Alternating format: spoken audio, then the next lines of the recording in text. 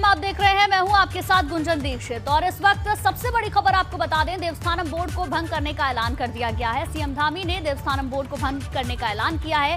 अब देवस्थानम बोर्ड को भंग किया जाएगा, सीएम धामी ने कहा। हमने तीर्थ पुरोहित और पंडों से बात की है। तीर्थ पुरोहित कई दिनों से लगातार प्रदर्शन कर रहे हैं। देवस्थानम बोर्ड को भंग करने की मांग को लेकर ये प्रदर्शन लगातार किया जा रहा था।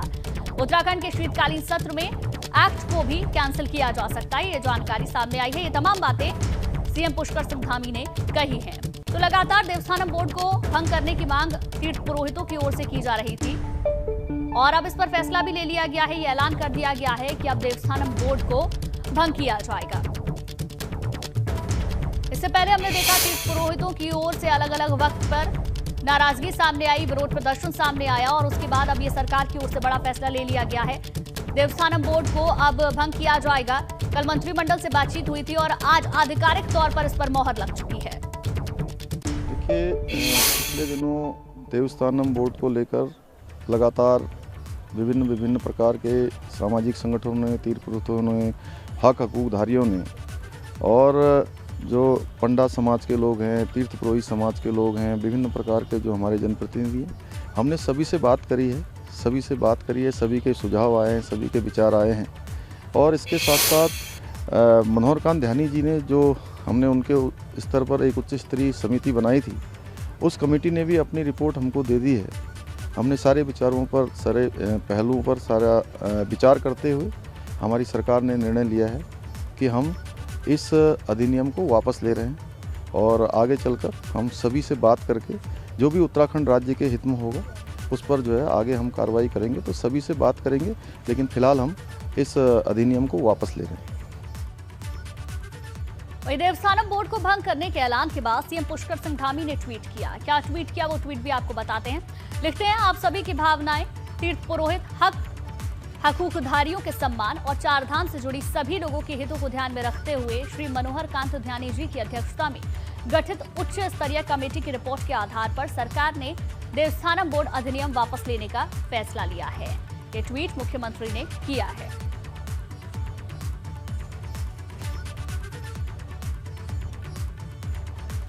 तो आपको बता दें, पुष्कर सिंह धामी उत्तराखंड के मुख्यमंत्री ने ये ट्वीट करके भी इसकी जानकारी दी है कि अब देवस्थानम बोर्ड को भंग किया जाएगा। लगातार इसको लेकर जो विरोध सुनाई दे रहा था, उसके बाद सरकार का ये बड़ा फैसला।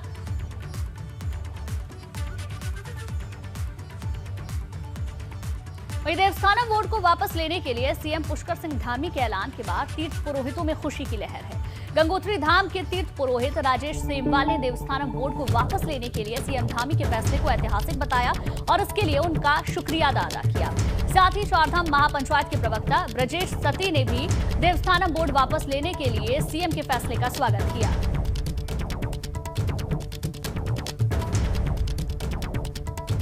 तो ब्रजेश सती ने, जो कि तीर्थ पुरोहित हैं, मुख्यमंत्री का शुक्रिया अदा किया है, क्योंकि लगातार इसको लेकर तीर्थ पुरोहितों की ओर से मांग उठाई जा रही थी और अब जाकर सरकार ने इस पर फैसला ले लिया है। चारों धामों की जय। भारतीय लोकतंत्र के इतिहास में बहुत कम घटनाएं ऐसी होंगी कि जब किसी निर्वाचित सरकार ने, जिस सरकार ने ध्वनिमत से पहले कैबिनेट से, उसके बाद जो है विधानसभा से जिस एक्ट को पारित किया हो और वही सरकार जो है अपने बनाए एक्ट को वापस लेती है, तो निश्चित रूप से भारतीय लोकतंत्र के इतिहास की तो यह अनोखी घटना है ही है।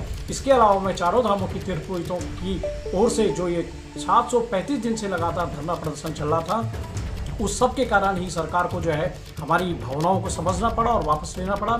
इसके अलावा मैं चारों धामों की तीर्थ पुरोहित एवं हकूकधारियों की ओर से युवा मुख्यमंत्री पुष्कर सिंह धामी का विशेष रूप से आभार व्यक्त करना चाहता हूं कि जिन्होंने जो है यह साहसिक कदम उठाया और देवस्थानम बोर्ड भंग करने की जो है पहल की। ऐतिहासिक दिन पर उत्तराखंड के यशस्वी मुख्यमंत्री माननीय पुष्कर सिंह धामी जी ने जो देवस्थानम बोर्ड को वापस लेने की घोषणा की है, उसके लिए मैं समस्त चारों धामों के तीर्थ पुरोहितों की ओर से हार्दिक बधाई और शुभकामनाएं देना चाहूँगा कि उन्होंने तीर्थ पुरोहितों की मांग को समझा और जो त्रिवेंद्र सिंह रावत ने 27 नवंबर 2019 को ये काला कानून चारों धामों पर और सनातन धर्म पर थोपा था और कभी भी उन्होंने तीर्थ पुरोहितों से वार्ता करने की, उन्होंने कभी मिलने की, किसी प्रकार के संवाद करने की कोशिश नहीं की। लेकिन जब से माननीय पुष्कर सिंह धामी जी इस प्रदेश के यशस्वी मुख्यमंत्री बने, उन्होंने एक संवाद कायम किया। उन्होंने कई बार तीर्थ पुरोहितों से वार्ता की। मैं समस्त तीर्थ पुरोहितों की ओर से, हकदारों की ओर से और गंगोत्री की ओर से उनका हार्दिक आभार और धन्यवाद व्यक्त करता हूँ।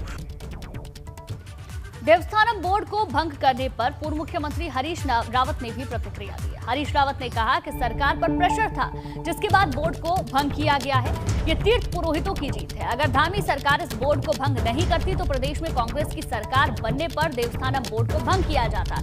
हरीश रावत ने कहा कि चुनाव के परिणामों से घबराकर सरकार ने ये फैसला लिया है।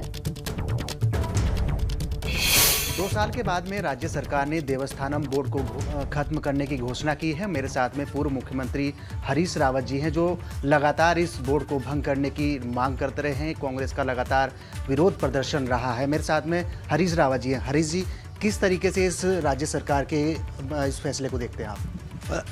अभी कुछ दिनों बाद होने वाले आसन चुनाव में आसन हार को देख करके घबराई हुई सरकार का ये निर्णय कोई समझदारी से लिया गया निर्णय नहीं है। 2 साल बाद जो है आपने घबराहट में निर्णय लिया है, और यदि समझदारी से निर्णय लिया गया है तो फिर पहले बताइए कि इस तरीके का बोर्ड गठित क्यों हुआ, जिस बोर्ड को उत्तराखंड के किसी हिस्से ने स्वीकार ही नहीं किया, जनमानस ने स्वीकार ही नहीं किया। और फिर आप तो अपने को संस्कृति के ध्वजवाहक बताते थे, और आपने हमारी सांस्कृतिक मान्यताओं पर इतनी चोट क्यों की, और फिर 2 साल तक आप अपने गलत कदम को सही सिद्ध करते रहे। यदि आपके पास जवाब नहीं है तो एक जवाब तो आपके पास है कि आप सीधे लोगों से कहिए कि साहब हमसे गलती हो गई थी, और ये 2 साल तक लटकाए रखने की भी गलती है हमारी, और हम इसको स्वीकार करते हैं। और आज हमने स्वीकार करते हुए ऐसे बोर्ड को जो अनावश्यक था उसको भंग कर दिया है।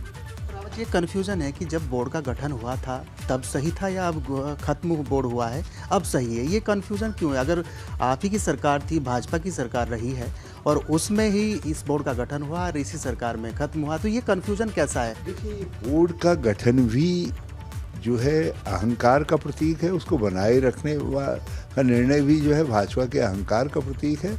और आज अहंकार हारा है। जैसे 3 किसान विरोधी काले कानूनों को लेकर के हारा है, तो आज फिर भाजपा का घमंड हारा है। बहुत बहुत धन्यवाद सर। हमारे साथ थे पूर्व मुख्यमंत्री हरीश रावत जी, जो बता रहे हैं कि धामी सरकार ने देवस्थानम बोर्ड को भंग तो जरूर किया है, लेकिन एक प्रेशर सरकार के पास था, आखिरकार जल्द से जल्द इस बोर्ड को खत्म कर दिया जाए। अपने सहयोगी कैमरामैन मनवर रावत के साथ विनोद कुमार, एबीपी गंगा, देहरादून।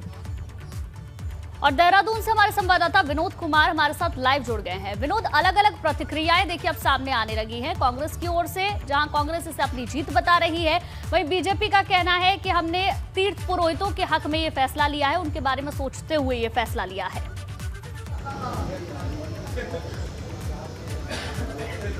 बिल्कुल गुंजन, देखिए एक प्रेशर सरकार के पास में भी था, आखिरकार कब जल्द से जल्द इस पूरे जो ये पूरा एक घटनाक्रम यानी 2 साल से चल रहा है, इस पर विराम लगाए। अभी हालांकि आज राज्य सरकार की ओर से ये बड़ा फैसला लिया गया है कि देवस्थानम बोर्ड को खत्म कर दिया गया है और जल्द ही कैबिनेट में इसको पास करा दिया जाएगा। और उससे लेकर तमाम अलग अलग प्रतिक्रियाएं नेताओं की हो, संगठन के लोग हों, कांग्रेस की हो, सभी की आ रही है। लेकिन एक जरूर है, खुशी का माहौल तीर्थ पुरोहित पंडा समाज के लिए जरूर है, क्योंकि लंबे समय से वो इसी बात को लेकर मांग कर रहे थे कि आखिरकार इस बोर्ड को भंग कर दिया जाए। राज्य सरकार का आज का जो फैसला है, हो सकता है कि चुनावी दृष्टिकोण से चुनावी एजेंडा हो, एक प्रेशर भी सरकार के पास में था, लेकिन जिस तरह से ये बड़ा फैसला लिया गया है, क्योंकि 2 साल से ये शुरू से ही ये मांग उठ रही थी कि जल्द से जल्द इस बोर्ड को खत्म किया जाए। अब चुनाव नज़दीक है तो ठीक पहले धामी सरकार ने ये बड़ा फैसला लिया गया है, और तमाम लोगों को रिझाने के लिए जितने भी हकूकधारी हैं, जिनका विरोध त्रिवेंद्र सिंह रावत ने भी झेला, तीरथ सिंह रावत ने भी झेला है, और धामी सरकार के तमाम मंत्रिमंडल के सदस्यों को भी झेलना पड़ा। तो विरोध जरूर था, लेकिन आज बड़ा एक फैसला धामी सरकार ने लिया है कि देवस्थानम बोर्ड को खत्म कर दिया जाए, और लिहाजा थोड़ी नाराजगी जरूर है कि तो बड़ा है, अभी थोड़ी देर पहले हमारी बात कहीं ना कहीं अगर देखें तो थोड़ी सी देरी भी हुई है। अब इसे हर कोई चुनाव से जोड़कर ही देख रहा है, और हो सकता है कि ये एक बड़ा मुद्दा भी रहे। विपक्ष की अगर बात करें तो विपक्ष लगातार इस मुद्दे को भुनाने की कोशिश कर रहा था। अब जब इस पर मोहर लग चुकी है तो विपक्ष का कहना है कि ये कांग्रेस पार्टी की जीत है।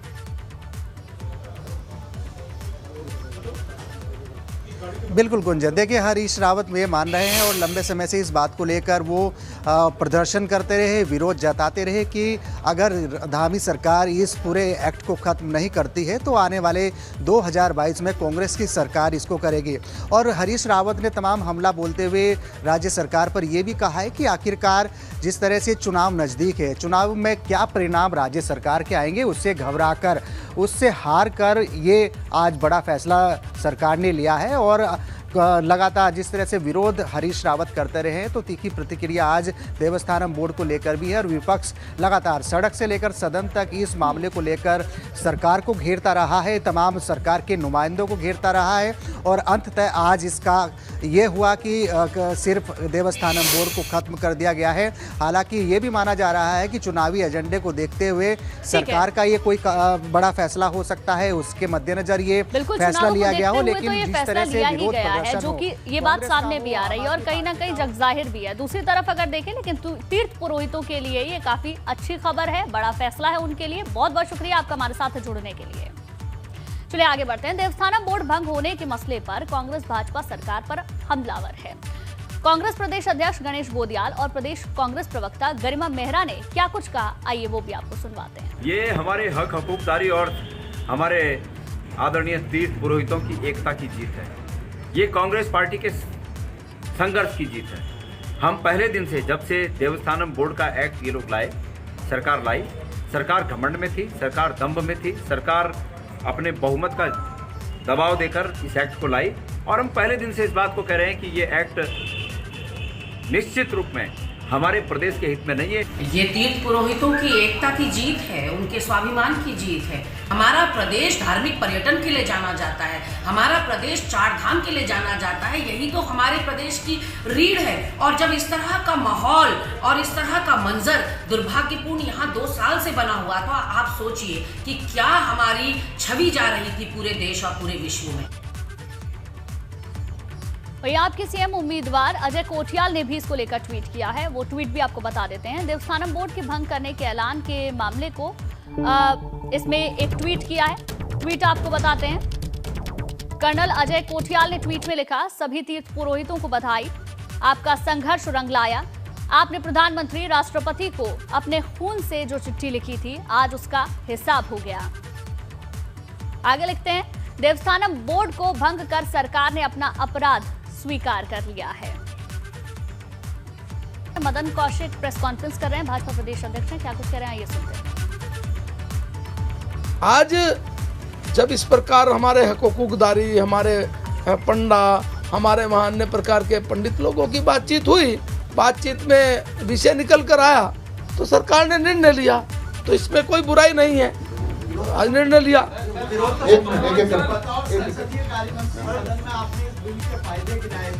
आप उस कैबिनेट का हिस्सा रहे, तो क्या सभी पक्षों से बात नहीं की गई थी जो आज इसको वापस लेना पड़ेगा? देखिए विनोद भाई, एक बात मैंने उस समय भी कहा, बीच में भी कहा, आज भी कह रहा हूँ, लोकतंत्र में कोई भी निर्णय अंतिम नहीं होता। लोकतंत्र में हमेशा एक गुंजाइश रहती है कि जन भावना जैसी जैसी जिस रूप में होती है उस रूप में हम उसको निर्णय को लेते हैं। आज सब उनसे बातचीत हुई, उनकी भावनाएं जानी और भावना के अनुरूप निर्णय लिया, अच्छा निर्णय लिया। तो मैं समझता हूं कि अब आप जैसा विपक्ष तीखी बात करता है, मुझे लगता है अब आपको भी खुश होना चाहिए तीखी बात करने की बजाय। एक मिनट करके अरे किशोर भाई, एक मिनट दसीला जी। 4.25 साल त्रिवेंद्र सरकार ने जो भी फैसला लिया वो सारे फैसले वापस हुए। गैर सेंट कमिश्नरी का हो, कोटद्वार मेडिकल कॉलेज का हो, दर्जाधारियों को हटाने का हो, देवस्थानम बोर्ड का हो, तो 4.25 साल आप लोगों ने सिर्फ भरने का काम किया। देखिए 2 चीजें, आप इतना कैड़ा बोल रहे हैं, एक तो इस बात को प्यार से पूछना चाहिए। जो नहीं, इतना गुस्सा क्यों कर रहे हो? गुस्से से क्या होना चाहिए बताओ, क्यों गुस्सा कर रहे हो? गुस्सा तो मुझे भी नहीं आ रहा। आप मेरी बात सुनो, दायित्वधारियों का निर्णय जब कोई चीफ मिनिस्टर बदलते हैं, सामान्य थे उनके साथ साथ उनका मंत्रिमंडल और मंत्रिमंडल के साथ उनके लिए गए इस प्रकार के दायित्व स्वतः समाप्त हो जाते हैं। ये एक संवैधानिक प्रक्रिया होती है।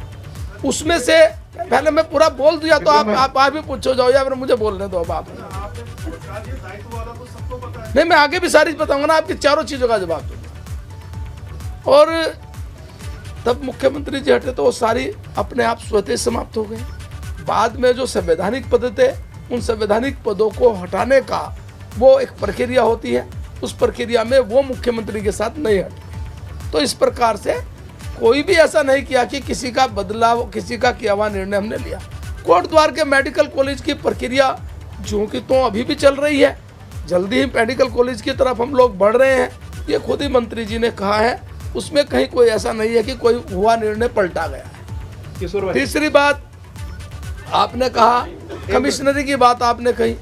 कमिश्नरी वहाँ घोषित हुई थी, बाद में एक बहुत बड़ा लोगों का प्रतिनिधिमंडल लगातार पार्टी से भी मिलने आया और सरकार से भी लगातार मिला। तो उस आधार पर भावनाओं के अनुरूप हमने कहा, अभी कोई कमिश्नरी की घोषणा के बाद ऐसा तो था नहीं कि वहाँ बिल्डिंग बनानी शुरू हो गई थी, कमिश्नरी का ऑफिस बन गया था। निर्णय लिया, निर्णय के बाद भावना आई, भावना के बाद कहा कि ठीक है, यदि भावना इस रूप में है तो कमिश्नरी वहाँ नहीं बनाएंगे। देवस्थानम बोर्ड में आप सब लोग जानते एक प्रक्रिया हुई, प्रक्रिया के अनुसार जब बाद में लोगों की भावनाएं आई, एक उन लोगों ने अपनी भावनाएं विभिन्न प्रकार से अलग अलग स्थानों पर, अलग अलग प्लेटफार्म पर, अलग अलग बातचीत करते हुए और इस बारे में वार्ता चर्चा की। हमें लगा कि हाँ, वास्तव में इनकी भावना के अनुरूप निर्णय लेना है। हमने भी सरकार से बातचीत की, पार्टी के अनेक प्लेटफार्म पर चर्चा हुई, तो बाद में निर्णय हुआ। तो आज मैं सभी पंडों को, सभी हुकूकधारियों को, सभी इससे जुड़े हुए लोगों को हार्दिक बधाई, शुभकामनाएं देता हूं। सरकार को धन्यवाद। किशोर भाई, सवाल है, वो लोकतंत्र की पूछा वो सब ठीक है। आपने सदन में इसी तरह से कहा था कि बहुत बड़ा निर्णय और अच्छा निर्णय है, आज भी आपने ये कहा सदन में। मैं एक तो मैं आपको पूरा समझाता हूँ, सदन में जब विभागीय मंत्री होता है तब संसदीय कार्य मंत्री नहीं रखता उस विषय को। विभागीय मंत्री थे, उन्होंने ही रखा था। संसदीय कार्य मंत्री या प्रवक्ता होने के कारण किसी विषय को बताना ये उस प्रवक्ता या संसदीय कार्य मंत्री का दायित्व होता है।